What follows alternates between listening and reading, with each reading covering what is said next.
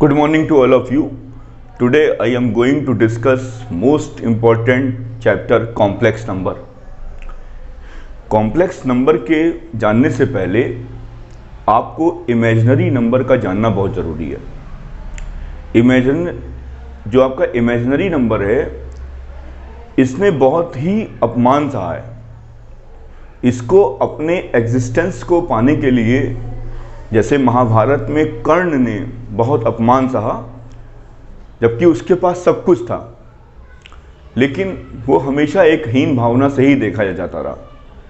तो ऐसे ही imaginary number के बारे में भी आपका है। बच्चों, जो नंबर आपके बने वो नंबर कोई आपको परेशान करने के लिए नंबर नहीं थे। जैसे जैसे हम लोग की ज़रूरतें बढ़ती गईं वैसे वैसे नंबर्स का इजाद होता गया। सबसे पहले नेचुरल नंबर आया, 0, तो बाद में आया नेचुरल नंबर 1, 2, 3, 4 आया। सबसे पहले जो पुराने ज़माने के लोग थे वो अपनी भेड़ बकरियों को गिनने के लिए 1, 2, 3, 4 इन सब का यूज़ करने लगे। फिर उसके बाद एक कॉन्सेप्ट आया 0 का, तो 0 को इंक्लूड कर दिया तो कौन सा नंबर बन गया? होल नंबर बन गया। फिर उसके बाद क्या हुआ, जहाँ पर कर्जे का हिसाब किताब था उसके लिए हम लोगों ने निगेटिव नंबर्स इंट्रोड्यूस किए। तो निगेटिव नंबर्स के साथ वो पूरा जो आपका सेट था वो क्या हो गया? इंटीजर हो गया। फिर उसके बाद हमने अपने पैसों का बंटवारा करना शुरू किया। जैसे मान लीजिए किसी के पास 15 रुपए थे, उसके 2 बेटे हैं, उसमें बांटा, तो हम लोगों ने धीरे धीरे रैशनल नंबर सीखा। फिर रैशनल नंबर के बाद देखा कि कुछ नंबर ऐसे आ रहे हैं कि जो नंबर जो है आपके वो आपके डेसिमल नंबर तो हैं, लेकिन वो नंबर में कोई भी चीज़ आपकी रिपीट नहीं हो रही है, यानी कि non terminating and non repeating decimal. कुछ नंबर ऐसे थे जो आपके नॉन टर्मिनेटिंग बट रिपीटिंग थे। कुछ डेसिमल नंबर ऐसे थे जो आपके टर्मिनेटिंग डेसिमल थे। तो इन सबको मिला करके हम लोगों ने जो है नेचुरल नंबर सीखा, होल नंबर सीखा, फिर इंटीजर सीखा, फिर रैशनल नंबर सीखा, फिर इर्रेशनल नंबर सीखा। इर्रेशनल नंबर में हमने उन नंबर्स को लिया जो इस टाइप के डेसिमल नंबर थे, जो आपके टर्मिनेट भी नहीं हो रहे थे और जो आपके रिपीट भी नहीं हो रहे थे। तो ऐसे कुल मिला करके इन सब पूरे को हम लोगों ने एक क्या कहा? Real number line. ये एक नंबर लाइन है। इसमें आपने जितने भी नंबर्स मैंने डिस्कस किए, आप इन सबको इस नंबर लाइन पर शो कर सकते हैं। ये आपके सब रियल नंबर्स कहलाए। रियल नंबर्स में क्या आया? रियल नंबर्स में आपका रैशनल और इर्रेशनल दोनों आया। मैंने अभी आपको सबके बारे में समझा दिया है, रैशनल और इर्रेशनल सब आया। आपने क्लास 9th में √2 को नंबर लाइन पे शो करना सीखा है। एक ई होता है, अभी आप आगे पढ़ेंगे, ई एक्सपोनेंशियल होता है जिसकी वैल्यू 2 और 3 के बीच में होती है। तो ये ई हुआ। पाई की वैल्यू सभी को पता है 3.14 कुछ आती है, तो ये भी आप शो कर सकते हैं। तो जितने भी नंबर्स हम लोगों ने अब तक सीखे वो नंबर आराम से हम लोग एक नंबर लाइन पर प्लॉट कर सकते हैं। अब प्रॉब्लम कहाँ से स्टार्ट हुई? जब किसी चीज़ को 2 लोगों में बांटना था, जैसे मान लीजिए आपके पास 15 रुपये हैं, 15 रुपीज़ हैं, एक के पास दूसरे का डबल है, तो x + 2x = 15, तो क्या आया? x की वैल्यू 5 आई। तो ये सब तो आराम से हम लोगों ने सॉल्यूशन निकाल लिया। x = 5 इज द रूट और सॉल्यूशन ऑफ दिस इक्वेशन। लेकिन प्रॉब्लम कहाँ आई? जब हम लोगों ने इस टाइप की एक प्रॉब्लम मिली हमें, x² + 1 = 0। ये आपका क्या है? ये आपका एक क्वाड्रेटिक इक्वेशन है। तो जब हमने इसमें x की वैल्यू निकालने की कोशिश करी तो x² क्या आ गया? आपका -1 आ गया।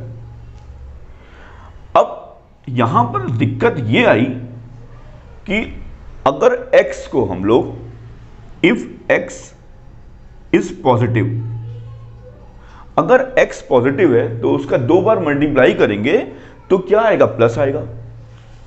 और अगर x आपका निगेटिव है, इफ x इज निगेटिव, अगर x निगेटिव है तो निगेटिव इंटू निगेटिव पॉजिटिव आएगा। अब यहां से समस्या स्टार्ट होना चालू हुई कि ऐसा कौन सा नंबर हो सकता है जिनका मल्टीप्लिकेशन -1 आ जाए। आपने देखा, आपने बिल्कुल सही किया है। तो अब यहां पर यह तो समझ में आ गया कि ऐसा कोई नंबर तो यहां मिल नहीं रहा है। तो जो हमारे मैथमेटिशियन लोग थे, कुछ लोगों ने तो उसमें जो है बोला कि भाई इसका सॉल्यूशन नहीं होगा। आप सभी को समझ में आ गया होगा कि अगर x मैं लेता हूं प्लस, तो प्लस इंटू प्लस क्या होगा, प्लस होगा, और माइनस इंटू माइनस क्या होगा, प्लस होगा। तो ये प्रॉब्लम स्टार्ट हुई यहां से। अब कुछ मैथमेटिशियन ने बोला कि इसका सॉल्यूशन नहीं होगा, लेकिन कुछ मैथमेटिशियन ने हिम्मत नहीं हारी और उन्होंने कहा कि ऐसा करते हैं, नंबर लाइन को एक्सटेंड करके देखते हैं, नंबर लाइन को एक्सटेंड करके देखते हैं क्या होता है। तो ये जो सेकंड ऑप्शन था, इसने एक इतिहास रचा। उन लोगों ने क्या काम किया, इसको एक एक्स स्क्वायर इक्वल टू -1 था, तो x square x equal to under root -1 को उन लोगों ने कहा कि ऐसा करते हैं, इसको लिखने में दिक्कत होगी, तो इसको एक सिंबल दे दिया उन लोगों ने, आई, जो बाद में इसी को हम लोग आयोटा बोलते हैं। ये आपका आई हो गया। अब कुछ लोग कहते हैं कि ये आई जो है ये आपका क्वाड्रेटिक इक्वेशन से आया, लेकिन एक्चुअली में ये क्यूबिक इक्वेशन से आया था। एक और एग्जाम्पल देखते हैं, ये थोड़ा कॉम्प्लिकेटेड एग्जाम्पल है। X cube equal to 15x + 4। सभी को ये समझ में आ रहा है कि अगर x की जगह 4 रखेंगे तो ये इक्वेशन आपकी सेटिस्फाई हो जाएगी। अगर कोई भी क्यूबिक इक्वेशन आपकी ऑड डिग्री की है तो उसमें कम से कम एक रूट आपका रियल होगा। तो सभी को समझ में आ रहा है कि इसका एक आंसर क्या आएगा, 4 आएगा। तो मैं आपको बताता हूं कि हमारे मैथमेटिशियन लोगों ने किस टाइप से इसको सॉल्व करने की कोशिश करी। x इक्वल टू, इसका सॉल्यूशन उन लोगों ने क्या दिया, x equal to under root cube root 2 + 11i plus cube root 2 - 11i। फिर उन्होंने एक बताया कि अगर हम इसको सॉल्व करें, ये तो सभी को समझ में आ रहा है कि एक रियल रूट तो 4 होगा।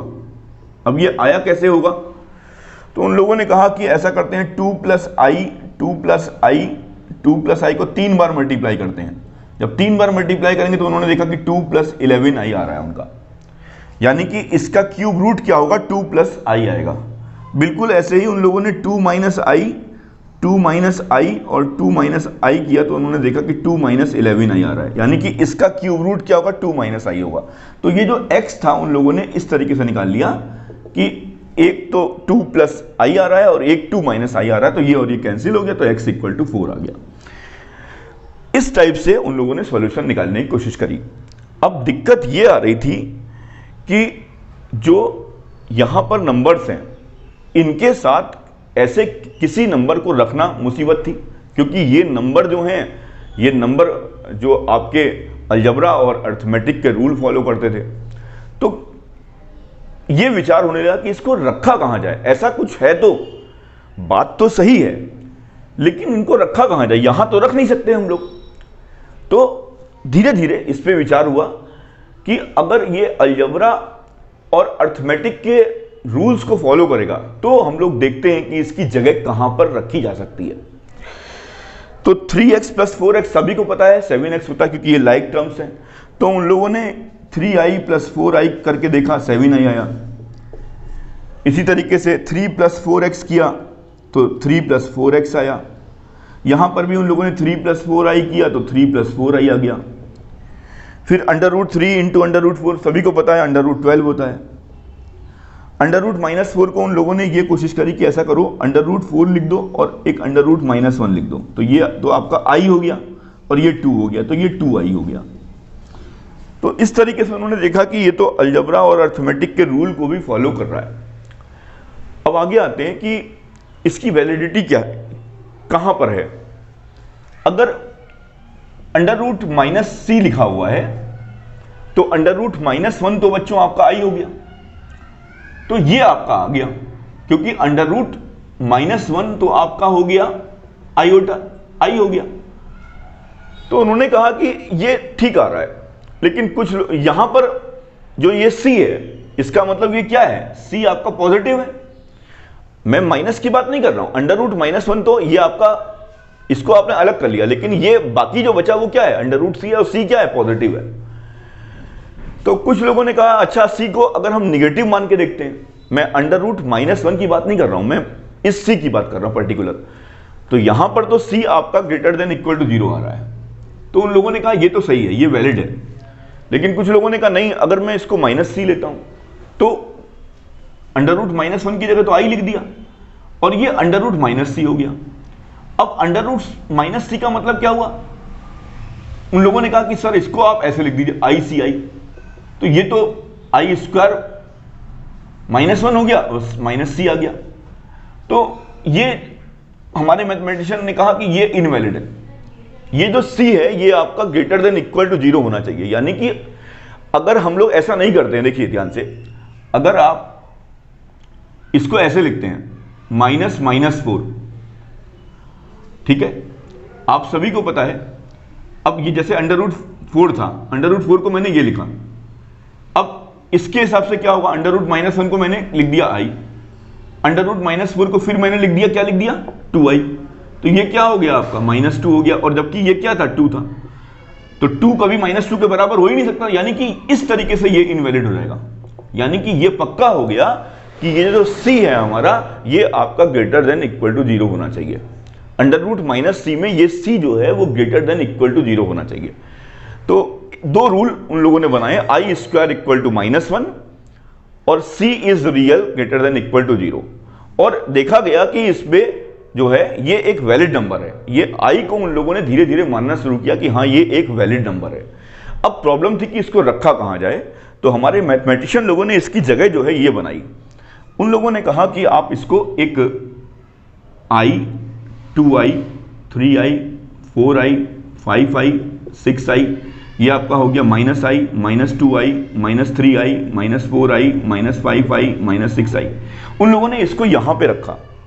तो यहां से एक चीज का पता लगा कि ये जो नंबर होता है वो आपका 2 डायमेंशनल होता है। नंबर आपका 2 डायमेंशनल होता है, नंबर आपका 1 डायमेंशनल नहीं है, नंबर आपका 2 डायमेंशनल है। और जब इस नंबर रियल और इमेजिनरी को उन लोगों ने एक नाम दिया कॉम्प्लेक्स नंबर। अब आप देखिए ध्यान से, अगर आप 90 डिग्री का रोटेशन करते हैं, जैसे मान लीजिए 2 इंटू आई लिखा है, 2 इंटू आई का मतलब क्या हुआ, आई का मतलब वो 1 टाइम 90 डिग्री रोटेशन, एक बार 90 डिग्री का रोटेशन हुआ तो क्या आ गया, 2 इंटू आई क्या आ गया, 2i आ गया। अब आपने अब की बार फिर से 90 डिग्री का रोटेशन किया, 90 डिग्री का रोटेशन दोबारा किया तो क्या होगा, फिर से 90 डिग्री आएगा, यानी कि 2i dot I, 2i dot I, 2i dot I का मतलब क्या हुआ, 2i स्क्वायर, आई स्क्वायर का मतलब -1, देखिए -2 आ रहा है, 2i डॉट आई क्या हुआ, 2 इंटू -1 यानी कि -2, देखिए सही आ रहा है कि नहीं। अगर 90 डिग्री का आपने रोटेशन किया तो ये क्या आया, 2i, फिर आपने किया रोटेशन तो ये क्या आ गया, ये आ गया -2 आ गया। यानी कि ये हमारे अलजबरा और अर्थमेटिक के रूल्स को फॉलो कर रहा है। अब कुछ बच्चे कहते हैं कि सर 2 इंटू -1 -2 क्यों होता है, तो देखिए ध्यान से, ये आपका 2 है, जब आप 2 को घुमाओगे 180 डिग्री पे तो यानी क्या होगा, वो -2 कैसे आया होगा, 2 इंटू आई हुआ होगा, एक बार रोटेशन हुआ होगा 90 डिग्री का तो 2i आया होगा, फिर एक बार और हुआ होगा तो i डॉट आई मिलकर क्या हुआ होगा, -1, तो 2 इंटू -1 इक्वल टू -2। इस टाइप से ये नंबर हमारे आते हैं, 2 इंटू -1 इक्वल टू -2। अब आपको समझ में आया कि प्लस इंटू माइनस क्यों होता है, ये इसके पीछे ये कॉम्प्लेक्स नंबर की कहानी है। अब नंबर्स जो हैं ये तो पता लग गया 2 डायमेंशनल है, तो इसमें आप अगर कहीं लिखा हुआ है 2 + 3i, 2 + 3i है तो इसका मतलब क्या हुआ आपका, ये आपका i हो गया, ये 2i हो गया, ये आपका 3i हो गया, ये आपका 2 हो गया। तो 2 + 3i एक तरीके से ये आपको लोकेशन भी दिखा रहा है, ये आपका 2 + 3i है, और ये आपका मैग्नीट्यूड भी दिखा रहा है। अगर आप इनको और इनको एक डिस्टेंस नापेंगे तो ये क्या हो रहा है, मैग्नीट्यूड भी हो रहा है और डायरेक्शन भी हो रहा है। ये अगर ऐसे करेंगे तो ये इसमें डायरेक्शन भी है और इसमें मैग्नीट्यूड भी है। तो ये आपकी पूरी कहानी थी एक कॉम्प्लेक्स नंबर की। कॉम्प्लेक्स नंबर को बहुत समय लगा अपने एग्जिस्टेंस को प्रूव करने में, लेकिन बाद में वो रियल नंबर के साथ दोस्ती कर लिया, और रियल नंबर के साथ दोस्ती करके उसने अपना कॉम्प्लेक्स नंबर का एक एग्जिस्टेंस मिला आपको। Thank you.